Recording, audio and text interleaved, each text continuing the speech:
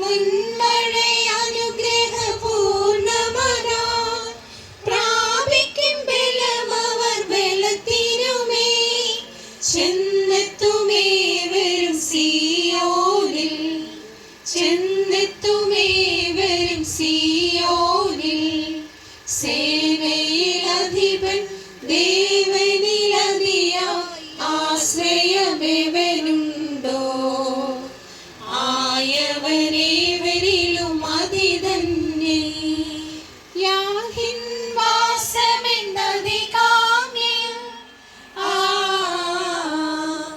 യാഹിൻ വാസമെന്നതി കാമ്യം വാഞ്ചിച്ചു മോഹിക്കുമെന്നുള്ളം ഘോഷിക്കുന്ന ഹൃദയം ജഡവും ഘോഷിക്കുന്ന ഹൃദയം ജഡവും സേനയിലധിപൻ ദേവനിലതിയ ആശ്രയമേവനുണ്ടോ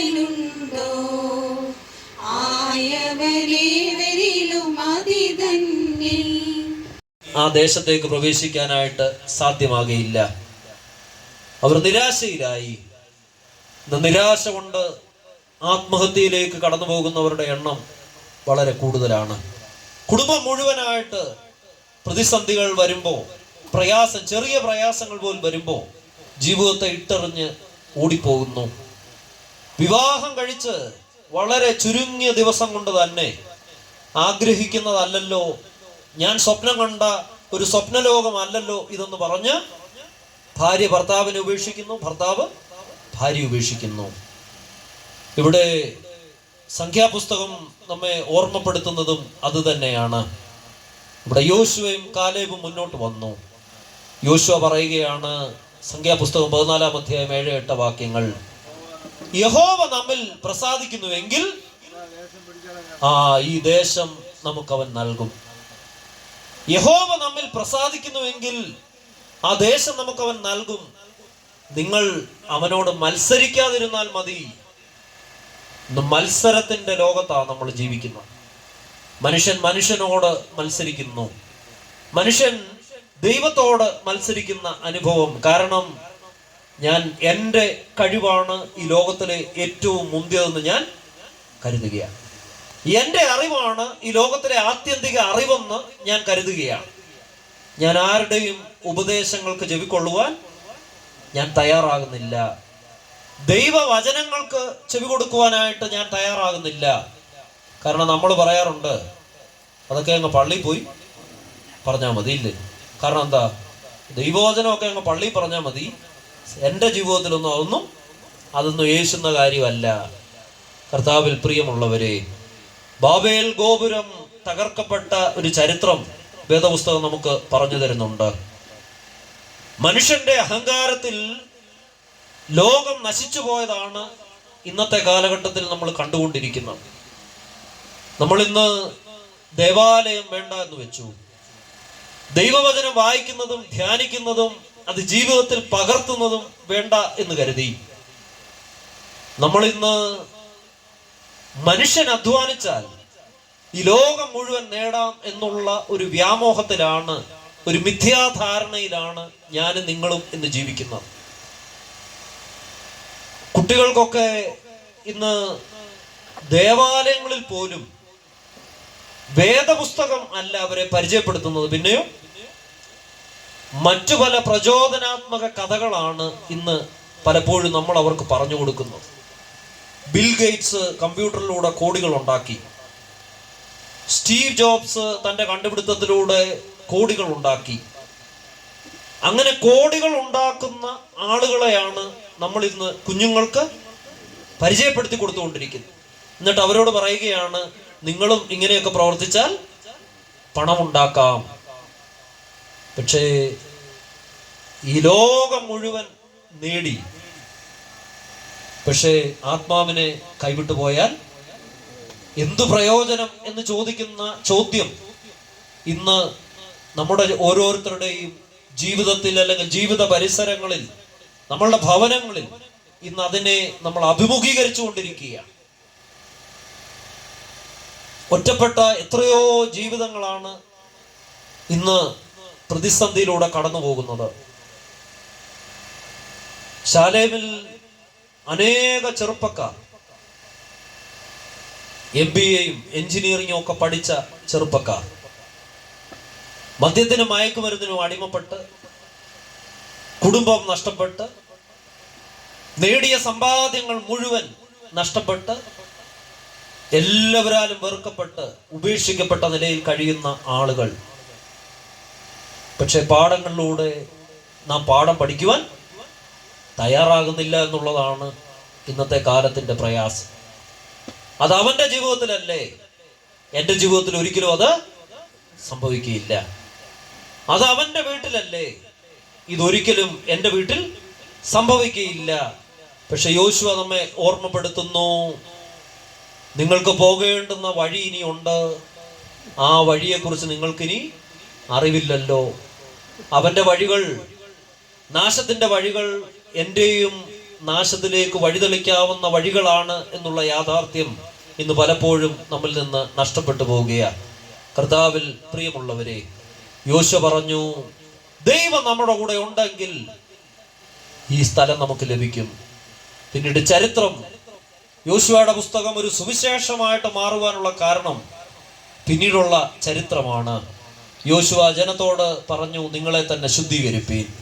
അവർ യോർദാന്റെ കരയിൽ അവരെ തന്നെ സമർപ്പിച്ചു. അവർ ദൈവത്തോട് അനുരഞ്ജനപ്പെട്ടു. തങ്ങളുടെ ജീവിത വഴികളിൽ തങ്ങൾക്ക് തെറ്റിപ്പോയതിനെ അവർ തിരിച്ചറിഞ്ഞു. തങ്ങൾ കളങ്കിതരായതുകൊണ്ടാണ് ദൈവവാഗ്ദത്വം തങ്ങളിൽ നിവർത്തിപ്പാൻ ഇടയാകാഞ്ഞത് എന്നവരറിഞ്ഞു. തങ്ങളുടെ പൂർവികർ 20 വയസ്സിന് മുകളിലുള്ള ലക്ഷക്കണക്കിന് ആളുകൾ ആ മരുഭൂമിയിൽ പട്ടുപോയി. ജനം തങ്ങളെ തന്നെ ശുദ്ധീകരിച്ചു. യോശുവ ജനത്തോട് പറഞ്ഞു, പുരോഹിതന്മാർ നിയമപ്പെട്ടകവും എടുത്തുകൊണ്ട് യോർദാനിലേക്ക് ഇറങ്ങും.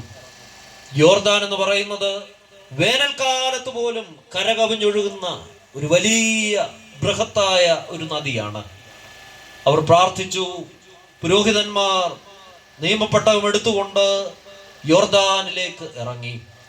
യോർദാനിലേക്ക് അവർ കാൽ വെച്ചപ്പോൾ കിഴക്ക് നിന്ന് ഒഴുകി വന്ന വെള്ളം ഒരു ചിറ പോലെ അവിടെ നിന്നു. ബാക്കിയുള്ള വെള്ളം ഉപ്പുകടലിലേക്ക് ഒഴുകിപ്പോയി. ഉണങ്ങിയ നിലത്തുകൂടി ജനം പാലും തേനും ഒഴുകുന്ന കനാലിലേക്ക് പ്രവേശിച്ചു. അബ്രഹാമിന് കൊടുത്ത വാഗ്ദത്തം 600 വർഷങ്ങൾക്ക് ശേഷം നിവർത്തിയാകുന്നതിൻ്റെ ഏറ്റവും വലിയ സുവിശേഷമാണ് യോശുവയുടെ പുസ്തകത്തിൻ്റെ ആദ്യ താളുകളിൽ നമുക്ക് വായിക്കാനായിട്ട് സാധിക്കുന്നത്. എൻ്റെ വാക്കുകളെ ഞാൻ ഉപസംഹരിക്കുക. ന്യായപ്രമാണ പുസ്തകങ്ങളിലുള്ളത് നിങ്ങളുടെ വായിൽ നിന്ന് നീങ്ങിപ്പോകരുത്. അതിൽ എഴുതി വച്ചിരിക്കുന്നത് നിങ്ങൾ പ്രമാണിച്ച് നടക്കണം. രാവും പകലും അതിനെ ധ്യാനിക്കണം. അത് നിന്റെ മക്കളോട് ചൊല്ലിക്കൊടുക്കണം. ആവർത്തന പുസ്തകം നമ്മെ ഓർമ്മപ്പെടുത്തുന്നത് ഇതാണ്. പക്ഷേ ആധുനിക കാലഘട്ടത്തിൽ എനിക്കും നിങ്ങൾക്കും, സഭയ്ക്കും ഇടവകയ്ക്കും ദേവാലയങ്ങൾക്കും നമ്മുടെ മാതാപിതാക്കൾക്ക് നമുക്ക് ഈ ദൈവവചനം പൂർത്തീകരിക്കുന്നതിൽ ചില പാളിച്ചകൾ സംഭവിച്ചു. ദൈവമാണ് നമ്മെ വഴി നടത്തിയെന്നുള്ള വാക്കുകളിൽ നിന്ന് നാം ഇന്ന് ഇതെല്ലാം ഞാൻ സമ്പാദിച്ചതാണെന്നുള്ളതിലേക്ക് മാറ്റപ്പെട്ടു പോയി. ദൈവമാണ് ഇന്നയോളം നമ്മളെ വഴി നടത്തിയതെന്ന് തലമുറകൾക്ക് പറഞ്ഞു കൊടുക്കുന്നതിന് പകരം നമ്മൾ ഇന്ന് പറയുന്നത് എന്താ? ഇതെല്ലാം ഞാൻ ഉണ്ടാക്കിയതാണ്. ദൈവത്തിന് അതിലൊരു സ്ഥാനവുമില്ല. അത് പിൻപറ്റുവാൻ ഇന്നത്തെ സമൂഹത്തിനും കഴിയാതെ പോയി. ഇവിടെയാണ് യോശുവയുടെ വചനം നമ്മെ കൂടുതൽ തിരിച്ചറിവിലേക്ക് നയിക്കേണ്ടത്. അതുകൂടെ ഓർമ്മപ്പെടുത്തിക്കൊണ്ട് എൻ്റെ വാക്കുകളെ ഞാൻ ഉപസംഹരിക്കുക. യോശുവ ജനങ്ങളോട്, നിങ്ങൾ പോകേണ്ടുന്ന വഴി നിങ്ങൾ അറിയും. ആ വഴിക്ക് നിങ്ങൾ മുമ്പേ പോയിട്ടില്ലല്ലോ. ആ പോകാത്ത വഴിയിലൂടെ നിങ്ങൾക്ക് അനുഗ്രഹപൂർണമായിട്ട് യാത്ര ചെയ്യണമെങ്കിൽ, നമ്മളുടെ കുഞ്ഞുങ്ങൾക്ക് അവരുടെ ജീവിത വഴികളിൽ അനുഗ്രഹപൂർണമായിട്ട് യാത്ര ചെയ്യണമെങ്കിൽ നമ്മളെ ശുദ്ധീകരിക്കേണ്ടത് ആവശ്യമാണ്. ആ ശുദ്ധീകരണം നടക്കുമ്പോൾ മാത്രമേ, ഇന്ന് നമ്മൾ ശുദ്ധീകരിക്കപ്പെട്ടെങ്കിൽ മാത്രമേ നാളെ യഹോവ നിങ്ങളുടെ ഇടയിൽ അതിശയം പ്രവർത്തിക്കുകയുള്ളൂ. ശുദ്ധീകരിക്കപ്പെട്ട് ദൈവത്തിൻ്റെ വാഗ്ദത്തങ്ങളെ സ്വീകരിക്കുവാൻ ഈ കാലഘട്ടത്തിൽ നമുക്ക് കഴിയട്ടെ. പ്രതികൂലതകളും പ്രയാസങ്ങളും നിറഞ്ഞിരിക്കുന്ന ഒരു കാലഘട്ടത്തിലാണ് ഞാൻ നിങ്ങൾ ജീവിച്ചിരിക്കുന്നത്. അവിടെ നമ്മളുടെ ശക്തിയോ ബുദ്ധി കൊണ്ടോ മാത്രം ഈ വൈതരണികളെ തരണം ചെയ്യുവാൻ നമുക്ക് സാധിക്കത്തില്ല. അവിടെ യഹോവ നമ്മോട് കൂടെയുണ്ട്. യഹോവ നമ്മുടെ കൂടെ ഉണ്ടെങ്കിൽ മാത്രമേ ഈ ദേശം നമുക്ക് ലഭിക്കുകയുള്ളൂ എന്ന് യോശുവ തൻ്റെ ജനത്തോട് പറയുമ്പോൾ, ദൈവം എൻ്റെയും നിങ്ങളുടെയും കൂടെ ഉണ്ടെങ്കിൽ മാത്രമേ, ദൈവം നമ്മളുടെ ഭവനത്തിൽ ഉണ്ടെങ്കിൽ മാത്രമേ അടുത്ത വഴി, കാണാത്ത വഴി, വൈതരണികളെ തരണം ചെയ്യുവാൻ എനിക്ക് നിങ്ങൾക്കും സാധ്യമാകുകയുള്ളൂ. ഈ നോമ്പിൻ്റെ അനുഭവം, തുടർന്നുള്ള കഷ്ടാനുഭവാഴ്ചയിലെ ദൈവത്തിൻ്റെ കഷ്ടാനുഭവത്തോടുള്ള അനുരൂപപ്പെടലും, അവൻ്റെ ഉയർപ്പിലൂടെ നമുക്കും ഒരു ഉയർപ്പുണ്ട്, ഒരു വളർച്ചയുണ്ട് എന്നുള്ള ചിന്തയിലേക്കും ഒക്കെ നമുക്ക് കടന്നു പോകുവാനായിട്ട് ഈ സന്ധ്യ നമ്മുടെ വചനധ്യാനം നമ്മെ സഹായിക്കട്ടെ എന്ന് പ്രാർത്ഥിച്ചുകൊണ്ട് ഈ സമയം വരെയും എന്നെ ശ്രവിച്ച നിങ്ങളേവരോടുമുള്ള നന്ദി അറിയിച്ചുകൊണ്ട് എൻ്റെ എളിയ വാക്കുകളെ ഉപസംഹരിക്കുന്നു. ദൈവം നമ്മളെ എല്ലാവരെയും വാഴ്ത്തി ശക്തീകരിക്കുമാറാകട്ടെ. കായിക സംഘം ഗാനങ്ങൾ ആലപിക്കുന്നതാണ്. അതോടൊപ്പം തന്നെ സ്തോത്ര കാഴ്ച എടുക്കാവുന്നതാണ്.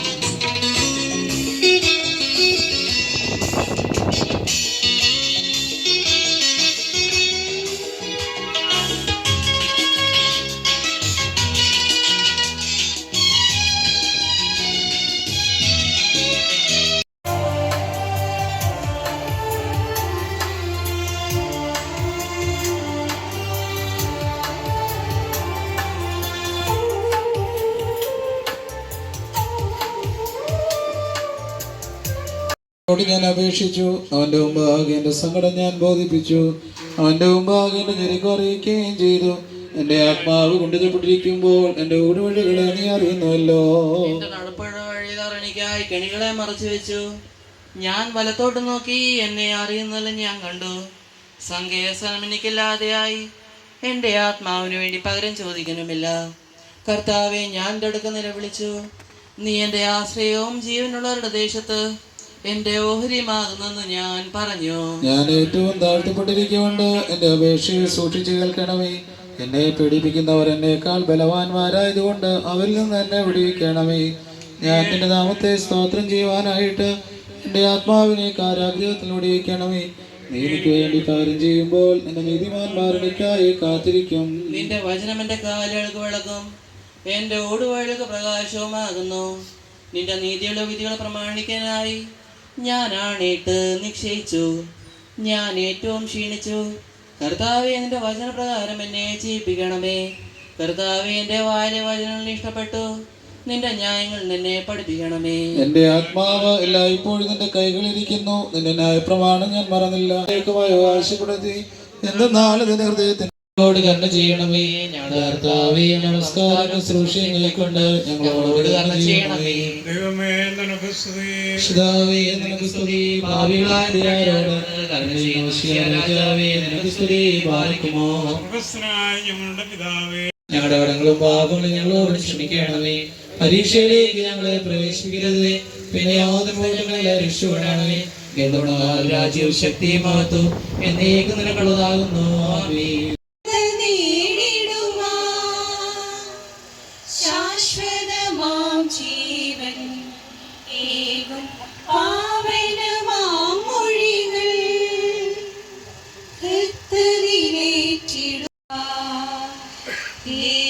യേശുവേ നിന്നെ കാണുവാൻ വന്നു ചേരും വേളയിൽ സ്നേഹമാം നിന്നെ നേടുവാൻ കൃപകൾ നീ ചൊരിക പരാ.